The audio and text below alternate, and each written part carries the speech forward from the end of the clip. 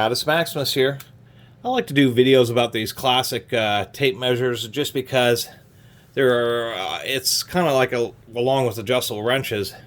Back in the day, I should say days being anywhere from the 1920s or 30s all the way up through around the 80s, maybe even into the 90s, there was just a bunch of brands. A lot of them have gone away, and there just is not as many brands such as this Disston Carlson 4100. This is probably from the 70s, but there are just so many nice tape measures and American made, and this happens to be one of them. This happens, I believe it's a cast zinc case on this. It may be cast aluminum, but it is indeed all metal. Steel tape, 100 foot. Pretty thin. This thing's only a ½ inch thick, maybe 3/4 of an inch over the winding lever. But with the steel tape, I mean, this thing probably weighs a couple of pounds. Really, lots of density. It has a feeling of quality. No belt clip. They didn't think you needed a belt clip back in the day. At least they tell you the inside measure. 3½ inches. That'd be across the beam. So if you have the back of it against something, you add 3½ inches. Nice texture. Phillips screws. We'll pull it out. And the reason and this is indeed made in the USA, but they put it on the tape. Of course, when I pick these up, a lot of these, the unfortunate problem is they get left out in the garage and barn. They get a bunch of humidity. People are on the coast. They get water, and they end up getting rusted to nothing. And so I've run into dozens of these things, and probably 8 times out of 10, 4 times out of 5, unfortunately, I just was noticing that there's like some weird booger of ink on the backside there. These things are just so rusted they're not even worth purchasing. This one, as we can see here, really pretty nice. Tool steel tape. Metal tapes aren't as common for 2 reasons nowadays. They are in like automatic retracting, carpenter's tape, but not on these long ones because they just get kinked and folded up too easily.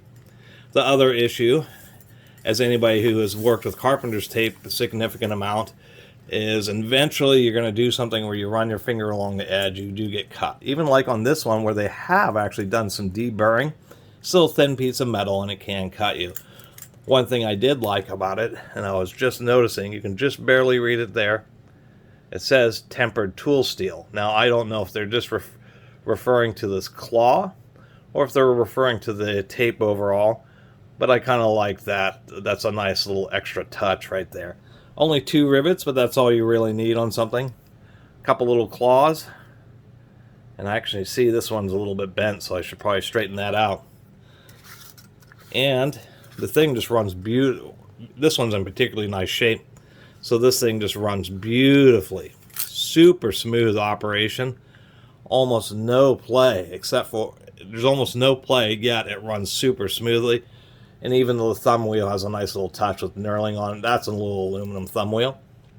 Anyway, I like to collect tools and talk about all the different tools. And so this old American-made Disston Carlson 100 foot model 4100 steel tape was certainly worth having a YouTube video about.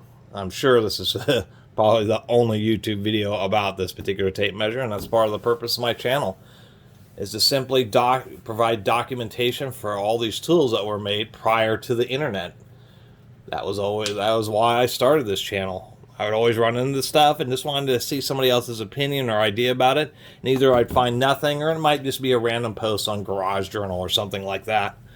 But no video that really kind of talking about it in detail. Anyway, enough blabbing. Really appreciate everybody who's been watching and subscribing, and if you haven't subscribed, please do. Until next time, Catus Maximus out.